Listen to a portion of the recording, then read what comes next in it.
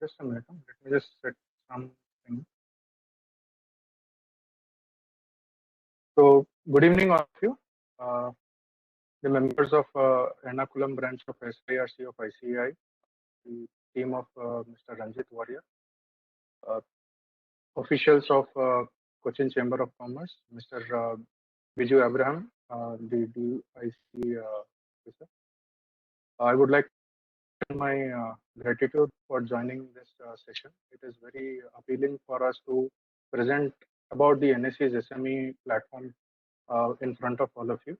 Along with this, I would like to welcome all the members who have joined, members of ICI and industry who have joined this session for understanding the seminar about how the SME platform would be helpful for the SMEs. Getting into the session, I would like to take a few minutes like addressing how the background has run out in designing this platform and what were the circumstances where it has come from. If you move back to 2008, 2009, when the great subprime crisis were there and across the globe, there was a lot of global recession which has overshadowed every economy. Government of India, under the task force of the financial ministry, has come up was thinking of coming up with an alternate where enterprises, mainly the SMEs, can have an alternate mode of funding or fundraising for their fueling their growth opportunities. So in that sense, as the capital markets was a very evolved mechanism for the large cap companies, it was similarly report came up and in 2012, this segment was coined by SEBI, the regulator of the capital market, whereby it allowed small and medium enterprises to raise funds through the SME platforms of the exchange. Now, what is this platform? It is platform for the small and medium-sized companies. There are few regulations which is guided and governed by SEBI. It is a separate segment within the NSE, whereas when we look at the main board, where all the big companies are getting, which are already listed, are there on the main board, and subsequently there is a small board or a platform which is called Emerge, which is the SME platform. Though it is a second subsidiary platform or a second platform to the main board, the trading platform, the trading in which the transactions get into are the same. And the trading members and the merchant bankers who do the activity of main board IPO and a small SME IPO are one and the same. So there is only a difference where some regulations and relaxations in the regulations are provided when compared to the main board companies, and it makes a bit more easier for the small scale companies to access this platform and get listed, subsequently raise funds and keep growing and competing globally. Before I get into the text, I would like to draw your attention to the small figures and facts, which says that on the exchange till today we are having 219 companies which are listed. The total market capitalization is number of outstanding shares multiplied by the price of the security or the company's price when it gets listed, is to the tune of 21,000 odd crores. Now, what is the amount that has got raised in this 219 companies is somewhere around 3,331 odd crores. If you take an average, so where the smallest size have been around 4.5-5 crores, and the highest has been around 80 odd crores. So if we take an average of what is the amount which has been raised among these 219 companies, is coming somewhere around 15 odd crores. So we look at these numbers, it says that yes, it is a small and medium-sized enterprise platform, but yes, it eventually also gives an enough capital for the SME or the MSME enterprise, which can help them to take it to the new level, to the next level. Now, what all sectors do we cover? It is not concentrated only on one particular sector. It is a diversified sector of around 20 segments.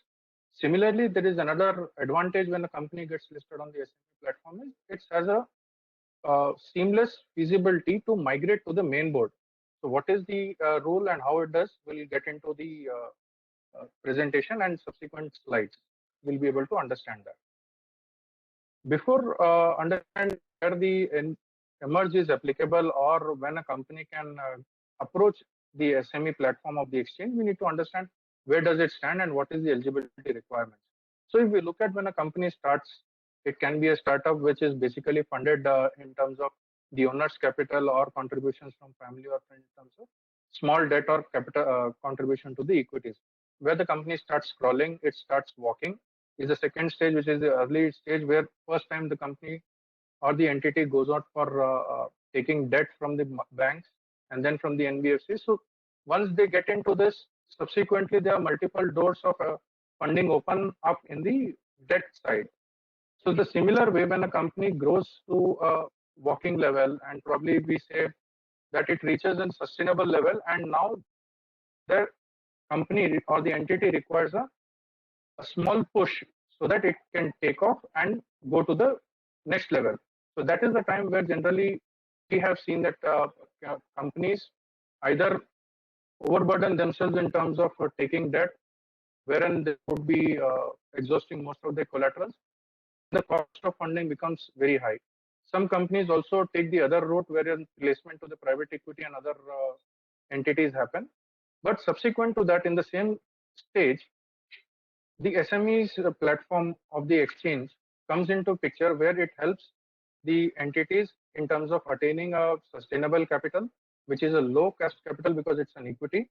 It is not having a condition of repaying immediately.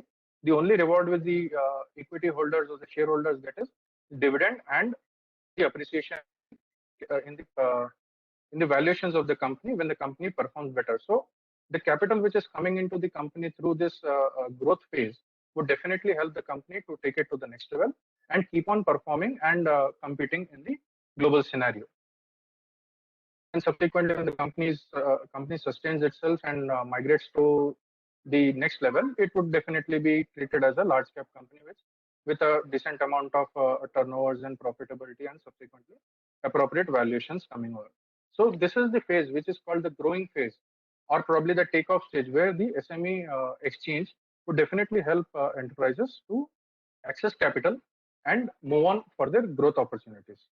What are the eligibility requirements? As per SEBI, they have laid down a simple rule which says that any company whose paid up capital is less than 25 crores can get eligible to be listed on the SME platform. Now, what is an entity? Entity can be a partnership firm or a LLP or a private limited company or already a public limited converted company. So some companies are limited by default. So they have a constituent of a limited entity. Some are private limited companies, some are LLPs, and some are partnerships also. So these companies, whenever they look into the scenario, they are eligible for getting listed till the time their paid up capital is not breaching 25 crores.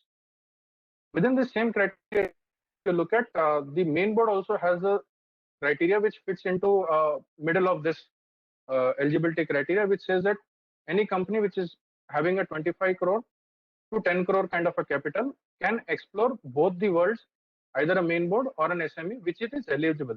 Now, eligible again comes on how the valuations are, how the business has been running, and so on. The other eligibility requirements for a main board, if it is met, then they can migrate to the main board or probably access the main board, or else they can get onto the SME platform and then migrate to the main board. But companies whose paid up capital is less than 10 crores are compulsorily required to be there on the SME platform only.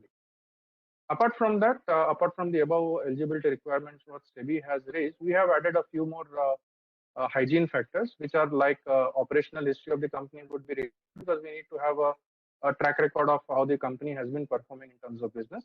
Subsequently to that 3-year financial, there should be 2 years positive cash accruals in the business. It should not be a loss-making entity. Along with that, it should have been a positive net worth.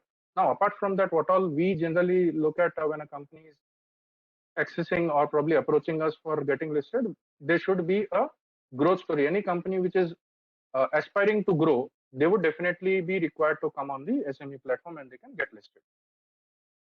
Now, moving on to the regulatory framework, here there are few relaxations which I told you that in terms of regulations, SEBI has given a few relaxations. What are they and how that can be looked at is what we'll read out now. On the IPO terms, the minimum number of applications which an SME enterprise can suffice for getting subscription is 50. That means if any company has come up with a public issue on the SME platform, if 50 applications are there who are able to meet that requirement, then that is sufficient. Now, what does it mean? Does that mean that only 50 people are there and then it gets listed? No. This is a base minimum requirement. More than this are definitely welcome. Whereas when we compare to the main board, it is minimum 1,000 investors or minimum 1,000 applicants. Similarly, the dilution is similar to a main board company, which is 25%. So post the public issue and getting listed, the promoter's holding should be less than 25% or less than 75%. And the public holding should be 25%. The DRHP, that is a document which is prepared or given the details of the company, which sector it is or what history it has been running through, any contingencies on the company, all the details, material facts of the companies for their business sustenance are given in this document, which is called a draft red herring prospectus. So this is submitted to the exchange. It doesn't go to SEBI for observations. Exchange does its due diligence and subsequently grants a permission to the entity to get listed. Thereby, it reduces the time line for getting approval. It gets a little more faster. Then there is no grading requirement. Therefore, the cost of grading also gets reduced. Wonderful opportunity or wonderful feature which SEBI has given in this is these IPOs or any SME which is coming up with an IPO would be having a 100% underwriting.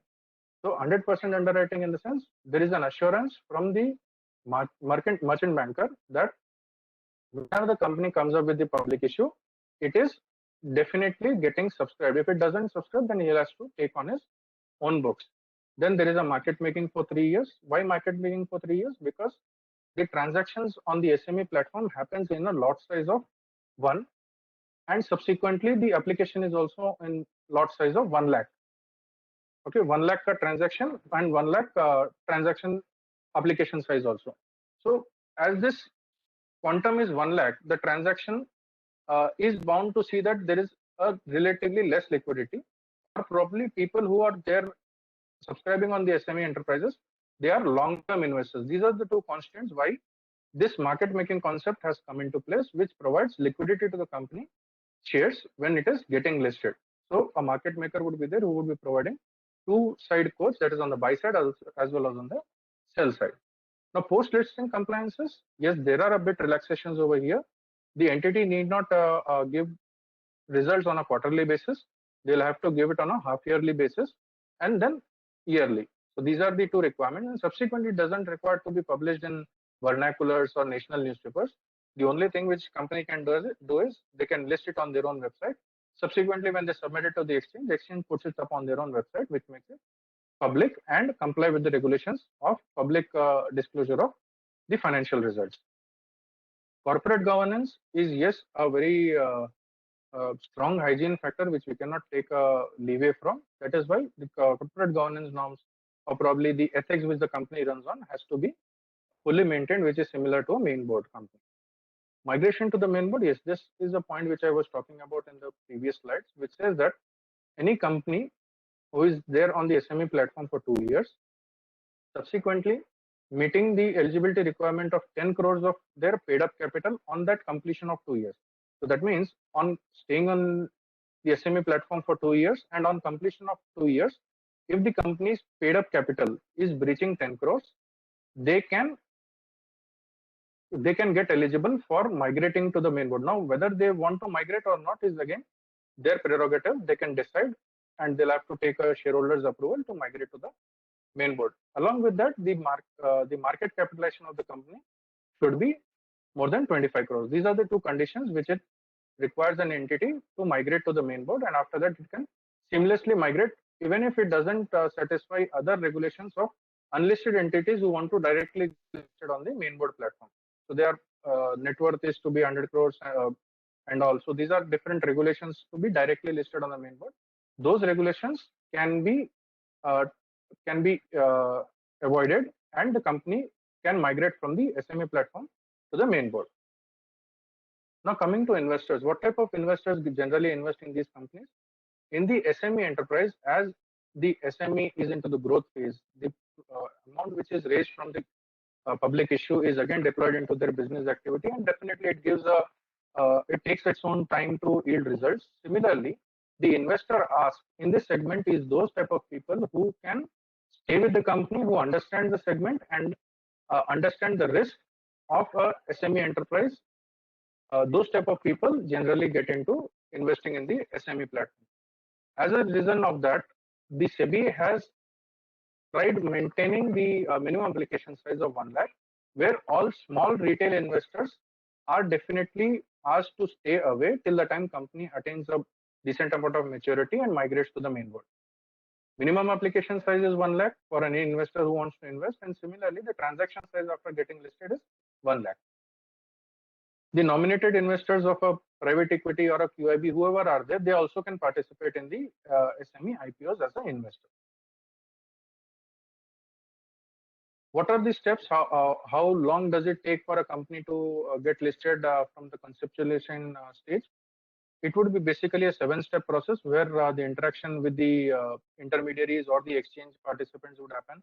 There would be an agreement between the merchant banker and the entity, which is called a mandate, which is signed, and then from there the activity of due diligence, valuation, conversion of the company from private limited to public limited or a partnership to public limited. All these activities are done in the third stage. So the third stage, the document is ready, which is called a DRHP, filed to the exchange.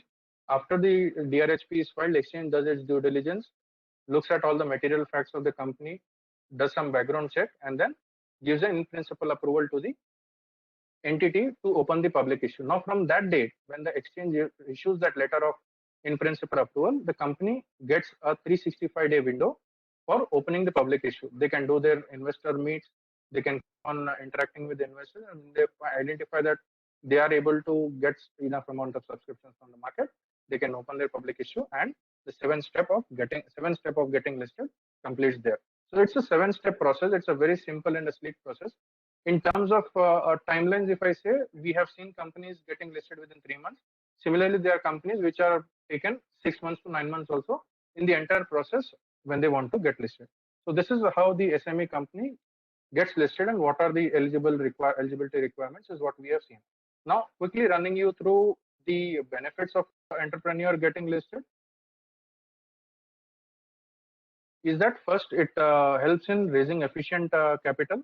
Efficient capital raising is there. As I told you that when the company moves on to the second stage of growth, they access the debt market, and there are multiple ways of taking credit. It can be term loan, it can be a long-term debt, or it can be a OD limit, or all different types of credit facilities is what they can avail. Similarly, when they access the capital markets, first of all, their debt equity ratio gets favorable.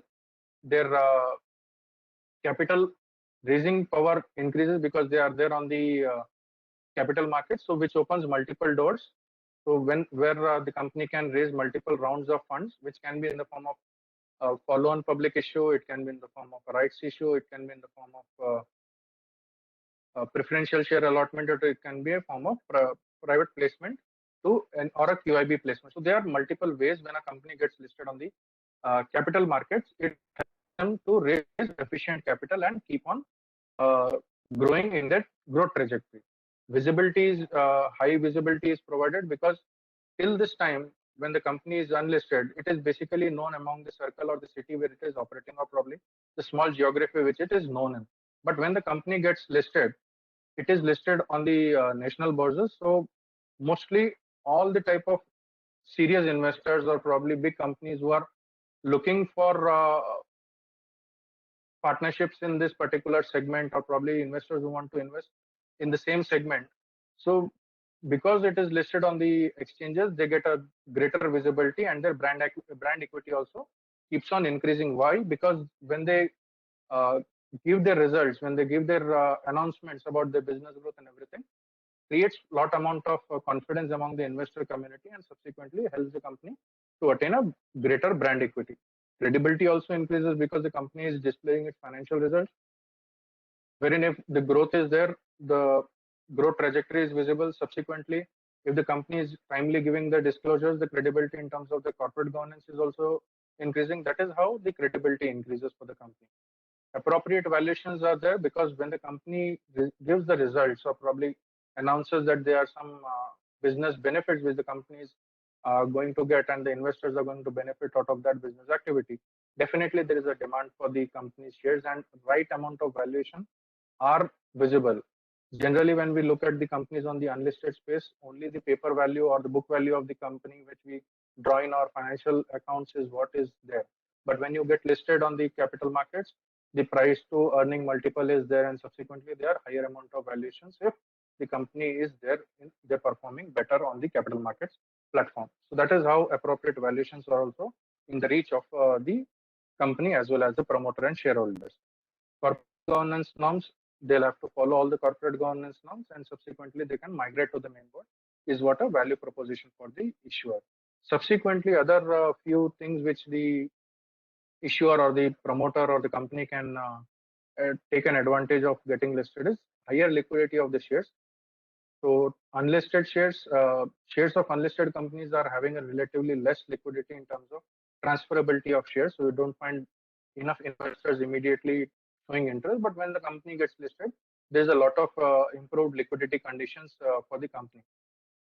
In case if the company is in the unlisted space and has given ESOPs for for their employees to reward them for their contribution to the company's growth, it only gives a kind of a sense of ownership to the employee, but it doesn't give any value, material value benefit. But when the company gets listed, as there is a lot of liquidity and the shares of the company are getting listed are having a value, the ESOP which is issued to the employees also have a greater amount of value. So this increases the performance capacity of the employees and also helps in attaining a better business growth, because whenever they perform better, the company would be doing good and subsequently there would be a revision in the valuation of the company. This is how it is looked at. Subsequently, loans taking capacity of the company increases. Before the company is getting listed, the only thing which they had to give is their assets as collateral, or unsecured loans would have been very costly for them. So as there is another asset class getting created of equity shares, they can use those equity shares in terms of in the form of cash or in form of assets as collateral and can raise further funds. There's a greater opportunity of mergers and acquisitions because forward and backward integration activities keeps on happening in the market. So if the company is interested to acquire some other company for taking an inorganic growth, they can do that and take a leap into their growth trajectory. Shares as collateral for all mergers and acquisition deals, it is not required that the company needs to pay in cash to the outgoing company or the shareholders of the acquired company. They can also do an all-share deal, which can be where the shares can act as a currency for doing a merger and acquisition activity also. So this is how multiple benefits are available for entities when they are accessing the capital markets. It opens up a plethora of benefits as well as multiple opportunities for the enterprise and the entrepreneur to take his business to the next level and keep growing and subsequently giving more valuations for his own capital and the efforts which has invested into the company. So these are the benefits of an SME listing for the entrepreneurs. Now, what all initiatives NSE has taken over a period of time? Yes, we do a lot of awareness sessions because awareness session is one of the most important activity, which has already been cited by Mr. Veeramani and Mr. Biju Abraham sir, that people are not aware about what all facilities the government is giving, what all facilities are there in their reach. So if they are able to get an awareness about this segment, then definitely there might be many companies who can access this platform and do better for themselves. So that is how we create a lot of awareness, where we require support of the professional bodies like ICA and ICSI, because they are very closely linked or attached to the business houses across the country, and subsequently they also play a very vital role in terms of guiding the entrepreneur or assisting the entrepreneurs in building up their businesses in terms of compliance, in terms of financials and other activities. So that is where we take a very significant effort. Subsequently, also talk to industry associations and again subsequently create awareness programs for their members. Industrial clusters, focus group meetings also keep on happening. Subsequently, CXO level meetings keep on happening from our side, which which we try to take, which we try to give an awareness about this platform. There have been a decent amount of tie-ups across the country also with some state governments, where state governments have come forward to encourage the entrepreneurs in terms of giving some subsidies, or some state governments have also come forward to invest in the IPO, a part of the IPO for as an investor for the SME enterprises coming on the platform of the exchange. So these are different initiatives which NSE has been taking from their own side to make sure that this particular platform is in reach of most of the investors, most of the entrepreneurs, and they get benefited out of this platform. Similarly, if you look at how this can be beneficial, it can be where the intermediaries like professional bodies can do. They can do IPO consulting services, higher visibility is there, investing opportunities, and subsequently corporate governance practices is what you can suggest to your entrepreneurs, which could be a win-win situation both for you and the entrepreneur also. So for further queries, you can get in touch with my colleague, Mr. Anand Shaji, who is based out of Cochin. These are his coordinates. If you have any other further queries on the platform, you can definitely go and reach him. Subsequently, you can also come back to us at the HO level or probably at the regional level. We'll be happy to assist all the professionals and the entrepreneurs onto this platform. So with this, I'll rest my presentation. I'll be happy to take any answers whenever the organizer available. Over to you, Madam Deepa, Madam. Thank you, sir. Sir, we will hold the questions till the end so that we can consolidate all the questions and ask in one shot. Thank you so much for your sections. Please be with us. Alan, if you could introduce the next speaker, please. Sure. Our next speaker is a practicing company secretary, CS Priyanka Chaudhary.